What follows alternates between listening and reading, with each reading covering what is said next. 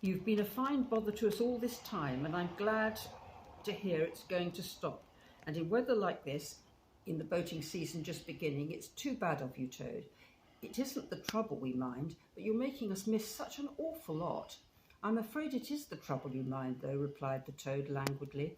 I can quite understand. It's natural enough, and you're tired of bothering about me. I mustn't ask you to do anything further. I am a nuisance, I know. You are indeed, said the Rat, but I tell you, I'd take any trouble on earth for you if only you'd be a sensible animal. If I thought that, Ratty, murmured Toad, more feebly than ever, then I would beg you, for the last time probably, to step round to the village, and quickly as possible, even now it may be too late, and fetch the doctor. But don't you bother, it's only a trouble, and perhaps we may as well let things take their course. Why, what do you want the doctor for? Inquired Rat, coming closer and examining him. He certainly lay very still and flat, and his voice was weaker, and his manner much changed. Surely you have noticed of late, murmured Toad. But no, why should you? Noticing things is only a trouble. Tomorrow, indeed, you may be saying to yourself, oh, if only I'd noticed sooner. If only I had done something. But no, it's a trouble. Never mind, forget that I asked. Look here, old man, said the Rat, beginning to get rather alarmed. Of course I'll fetch the doctor for you if you really think you want him. But you can hardly be bad enough for that yet. Let's talk about something else. I fear, dear friend, said Toad with a sad smile, that talk can do little in a case like this, or doctors either for that matter. Still, one must grasp at the slightest straw. And by the way, while you're about it, I hate to give you additional trouble, but I happen to remember that you will pass the door. Would you mind at the same time asking the lawyer to step up? It would be a convenience to me, and there are moments, perhaps I should say there is a moment, when one must face disagreeable tasks at whatever cost to exhaust nature.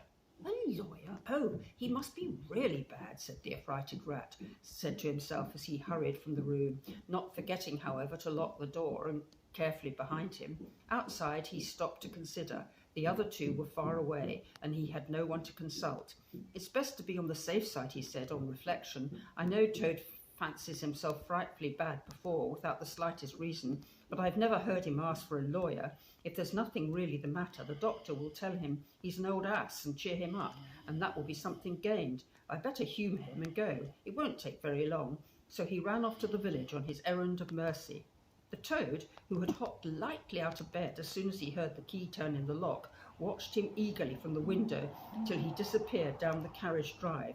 Then, laughing heartily, he dressed as quickly as possible in the smartest suit he could lay his hands on at the moment, filled his pockets with cash, which he took from a small drawer in the dressing table, and next, knotting the sheets from his bed together and tying one end of the improvised rope round the central mullion of the handsome Tudor window which formed such a feature of his bedroom, he scrambled out, slid lightly to the ground, and taking the opposite direction to Rat, marched off light-heartedly, whistling a merry tune.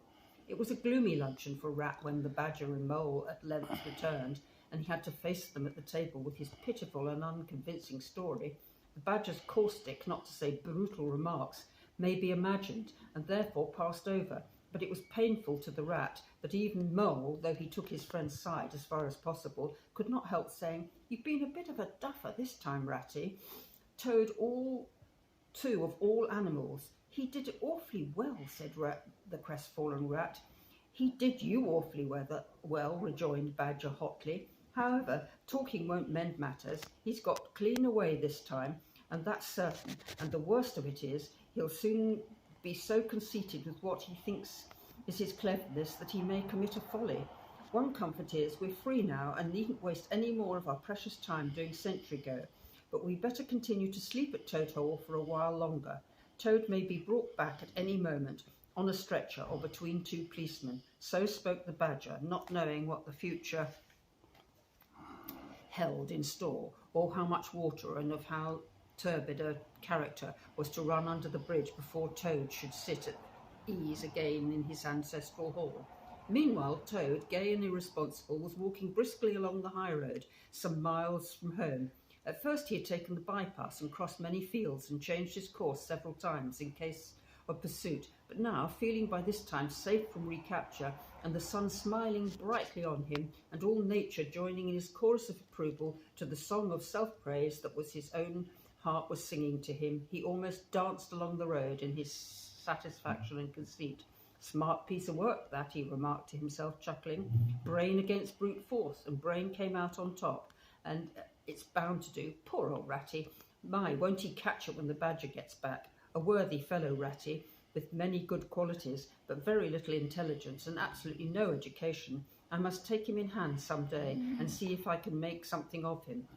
Filled full of conceited thoughts such as these, he strode along, his head in the air, till he reached the little town where the sign of the Red Lion, swinging across the road halfway down the main street, reminded them that he had not breakfasted that day, and that he was exceedingly hungry after his long walk. He marched into the inn, ordered the best luncheon that could be provided at so short a notice, and sat down to eat in the coffee room. He was halfway through his meal when an only too familiar sound approaching down the street made him start and fall a-trembling all over. The poop-poop drew nearer and nearer, and the car could be heard turn into the inn-yard and come to a stop, and Toad had to hold on to the leg of the table to conceal his overmastering emotion.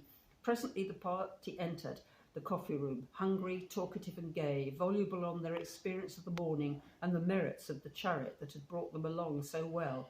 Toad listened eagerly, all ears, for a time. At last he could stand it no longer. He slipped out of the room quietly, paid his bill at the bar, and as soon as he had got outside, sauntered round quietly in the inn-yard.